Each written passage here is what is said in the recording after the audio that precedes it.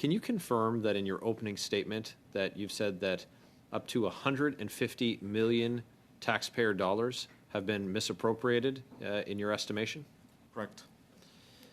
How many board members and executives are in conflicts of interest and are funding companies that they have a financial interest in? At least half of them. Are you able to provide some examples to the committee? I think key examples would include ex-CEO and ex-chair Annette Verschuren and Leah Lawrence. I think what they've said before is not the full truth, because Annette Verschuren said that she had never applied for anything at SDTC, but she in fact applied to SDTC for her Verschuren Center in 2021 and tried to get funding for that organization, which was ultimately rejected. Sir, you mentioned that you have documented proof of the things that you've said. Is there any information that you have not submitted to the committee that you would be able to provide to the committee specifically with respect to your testimony today? We are willing to provide all the information under the condition that it's also publicly released. Okay, so you'll be able to forward that to the clerk? Yeah.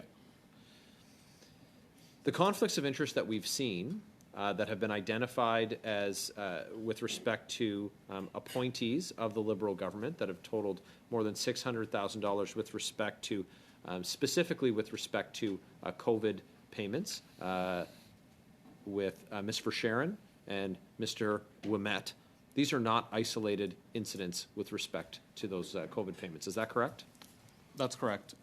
When we're talking about the COVID payments, what we need to talk about is that there were two payments that were made.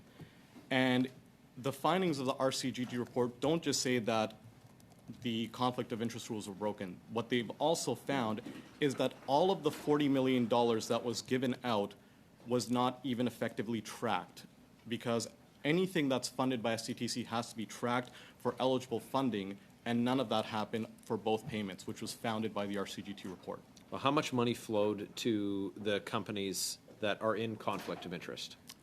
For both of those payments, it would be almost $2 million each time to likely a dozen companies or more.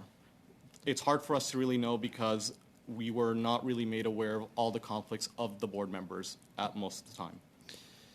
So you just heard testimony from ISED officials, the deputy minister.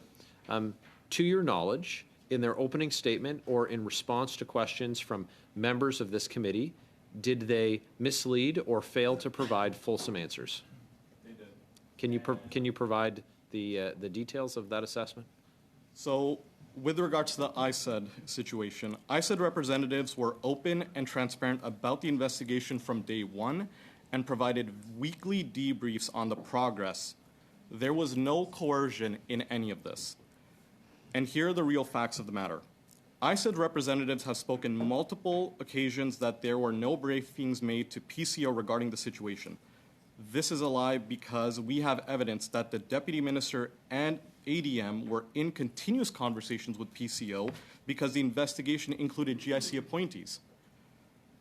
The minister has spoken on the record multiple times that he was only briefed on the outcome on August 27th, but that's definitively not true, and he has lied at the ethics committee.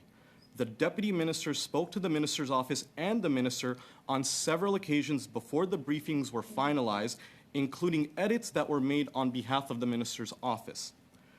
The real truth of the matter is there was a definitive consensus across the bureaucracy at both ISED and PCO, and the full board and executive team at SDTC needed to be terminated. This was described to us in detail and on multiple occasions in late August and September. The outcome of this situation only changed when the minister's office became involved, and he is ultimately responsible for SDTC, and he's the one that needs to tell the truth about what the real situation is. With regards to some of this, we have already submitted clips and transcripts from September 1st and September 29th that provide all of the detailed information. And if I have some time, I'd like to just go over some of that. Okay, I've got 60 seconds That's left, enough. so go ahead, sir. On August 25th, this is what was said. The overall thematic is kind of where we've come to sort of understand as well, which is that there's a lot of sloppiness and laziness, and there's some outright incompetence, and the situation is untenable at this point, and that doesn't even include any of the allegations related to the way in which the place is managed. Just